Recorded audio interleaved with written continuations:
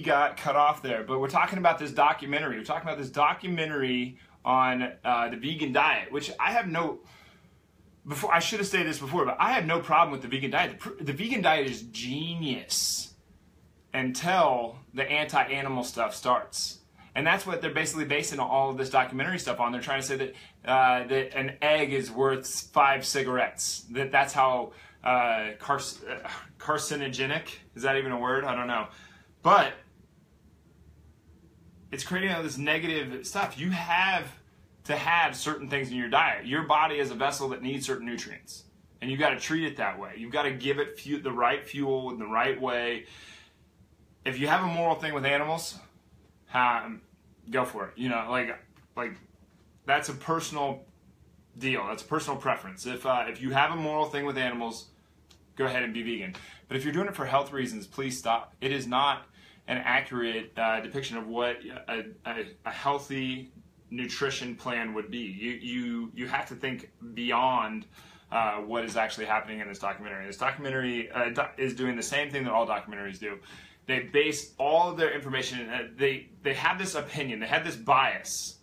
And then they go out and they grab a bunch of people that are going to support that bias, and then they try to create a compelling message all off of that one perspective. They never go to the opposite side and bring other things in to try to bring about, like, oh, what if this, what if this? This would be like if you went into the court of law and you didn't have a defense. You only had the lawyer that was trying to slug your to try to make you look guilty. You would always look guilty no matter what. If you didn't have a defense, you would always look guilty. Like, if you only had one perspective, that's all you get. Like, this is a big, big problem. These food documentaries only provide one perspective.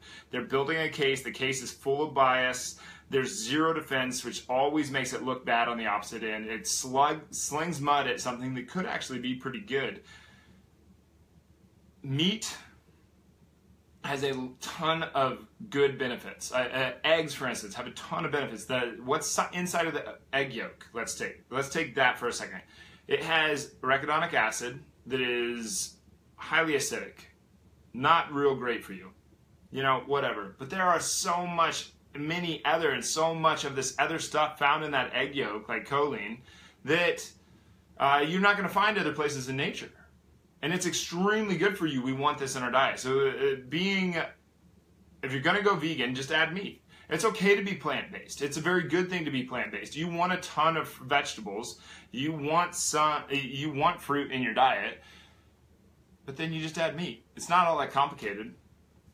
If you want some stuff against, so like this documentary makes meat eaters look real bad, and it's compelling people in a way. This is bias, and it's uneducated bias, and no, you cannot trust any of these studies that are going off in the documentary. You can't trust the studies or the scientific proof. Many times, if you go and you look up, if you back check all these studies, all these proofs, all these truths, all these research articles, you're going to find that there's maybe 14 people in the study, that it wasn't double blind, and that it didn't have a control group. No longer a study. If you're looking at the survey that started out the blue zones, did you notice how I didn't call it a study? It's not a study, it's a survey. It just happened to be. It's correlative, not causative. Or causative. It's causation over correlation. Making up words right and left. Something to look up. Look up the number of child fatalities from malnourishment due to the vegan diet. And it will scare you, and it'll probably not scare you, it'll startle you. It will startle you to see how many kids put on a vegan diet have died. You are not doing your bodies any favors by going full-blown vegan. You're not doing your bodies any favors by going full-blown vegan. It's silly. Add meat. Your body wants the fat. It wants the protein. It needs a certain amount of that. I'm not saying you go hog wild and you have to drink a bottle full of fish oil every day. 1 tablespoon of fish oil is going to get it done. I'm saying eat grass-fed beef. I'm saying eat more towards free-range chicken. Not cage-free chicken is really just bullshit. All that means is that they had the opportunity to walk outside. But they don't tell you how, the vegan diet doesn't tell you certain things. Like, it doesn't tell you how sick you're going to be for a couple weeks when you first start doing it. It doesn't tell you, or it doesn't go into the backlog of how our brains grew from an anthropological perspective. So anthropology would say that the area of Africa that we originated started to dry up, vegetation went down, we had less, so we were omnivores. Omnivores eat plants and other animals. But we were omnivores that primarily ate other plants and just a little bit of other animals. So when this vegetation all dried up, now we had to go from being omnivores that primarily ate other plants to omnivores that primarily ate other animals. All of a sudden our brains started to grow. We started to get smarter. At this point in time, there's about 7 different species of human beings on the face of the earth. Now there's 1. We're the smartest ones. Just how it happened. We actually we were able to live in larger groups. The ones with our brains were able to live in larger groups, and we actually absorbed all of these other genealogies or whatever you want to call it into our own DNA. So we interbred with them until we were the dominant species. So everybody in the world, or if you're white, you have about 2%. You have at least 2% Neanderthal in you. And if you're Asian, you have closer to 4%. And if you're straight out of Africa, maybe you're full-blown Homo sapien. But look up the number of fatalities of children due to malnourishment because of a vegan diet. Fatalities, meaning they died. These kids died because they were eating nothing but a vegan diet. You do not want your kids to be on a vegan diet. You don't want you to be on a vegan diet. It is silly. It is silly. It is not great for many reasons. And the reason that it works for fat loss, and I realize this is a thing, and this is like this new sexy thing, is like, oh, if you go vegan, you're going to lose all this weight. The reason it works for fat loss is because it strips away an entire macronutrient group. We have protein, fat, carbohydrates. We need protein and we need fat in our diet. We don't necessarily, carbohydrates are the only non-essential macronutrient. However, you're going to be pretty pissed off if you stop eating carbohydrates until ketosis kicks in, and then you're going to be fine. But that's a totally different story. It's completely unnecessary. It's not really a worthwhile trip going down, and it's no fun. Done it. It's not a blast. Not a blast whatsoever. But the reason that the vegan diet works for fat loss is because you're taking away an entire macronutrient group. So if you were eating 20% of your diet was coming from, let's say 20% of your diet was coming from protein, 20% of your diet was coming from fat, and 60% of your diet was coming from carbohydrates. That's not outrageous to say. So now you've just taken 20% of your diet and removed it. Of course you're going to lose fat. Of course you're going to lose weight. You might not lose fat. Of course you're going to lose weight. You're eating 80% of the calories that you were before. You've decreased your macronutrient content by 20%. Of course you're going to lose weight. Okay? The health benefits of the vegan diet are that you eat a ton more plants. This is fantastic. This is really, really good. You want that huge plethora of plants going into your body. You do. You want your plate to be about half vegetables. Vegetables are a much better source of carbohydrates than like bread for fat loss anyway. In current day society, if we were to go back a couple hundred years, we would flip this around completely. But in current day society, we have attained a certain amount of survivability. Like, we're there. We're good. Like, now we're just getting fat because we have food around us all the time. We don't have to. We don't even have to get out of our car anymore to get food. You just just right out your window. You don't even have. I mean, your arm is the only thing that had to do any work, and then it had to bring the food to your face. It's not like you had to go out and you had to kill it or you had to do any work to actually attain it. Wealth has completely replaced food and water as a resource, so we can buy the food that we need. But the health benefits of the vegan diet are that you have a ton more plants going into your body. The negatives are the lack of protein and lack of fats. And yes, you can add plant-based fats into your diet, your oils. But I mean, like, even if you just take fish oil, if you take the concept of fish oil, it's staggering how much more potent fish oil is than plant-based fatty acids.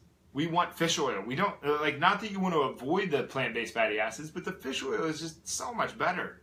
like astronomically better. It's not worth arguing. And some people, I've had conversations with people who are hardcore towards the vegan side that try to make the contention that our bodies can't actually process and absorb the fish oil that we do ingest. Now this is bogus. I mean, how are the plural Inuit, Eskimo, Alaskan, like how are these people, how have they been able to survive if they can't absorb those fatty acids? I mean, the concept is silly. It's really, really silly. Human beings have survived on anything and everything since the dawn of our existence. We're extremely good at adapting. It's the only thing that we really we don't do very many things very well. But even Darwin, like if you look at what Darwin said, he didn't say that the fittest survive. He actually said that the most adaptable survive. So the better you are at adapting, the better you are at surviving. We are extremely good at adapting because we can create technologies. Like we can create clothes to keep us warm, to go into harsh environments when we're actually tropical beings. We can do this so well that we actually turned white at some point instead of black. You know, black people are the original. Yeah. Originally, we were all black. But the vegan thing in this documentary, it'll eventually play itself out, you know, but I'm fielding questions right and left on this, and people are like, oh, I'm going to go vegan for a little while. It is going to uproot and ruin your goals. If you're trying to put on muscle mass and you're trying to lose fat, it's going to ruin your goals. You're going to have a really hard time putting on muscle tissue on a vegan diet. I'm not saying it's not possible, but man, you're going to have a tough time. And if you consumed that much of plant-based food to be able to grow muscle tissue, your sheets are going to be floating high. And by that, I mean you're going to have ingestion, I mean, on an astronomical level. You're gonna be farting right and left. But what time is it right now? I actually don't have a clock on here. If you guys, let me open this up. 12:52. I said I'd shut these down at 1. If anybody has any questions, I'll field them right now. But what documentaries do, they grab an opinion, they take that opinion, and then that bias, that perspective, whatever you want to call it, they take that bias and they go out and they try to find other people to prove that bias and only interview that group of people so that they can make a more compelling message to present to you, because they have to sell it. They have to sell this thing, because you don't make documentaries because of the goodness of your heart. You make documentaries to make money. And there's nothing wrong with that. I'm all for it. I actually, I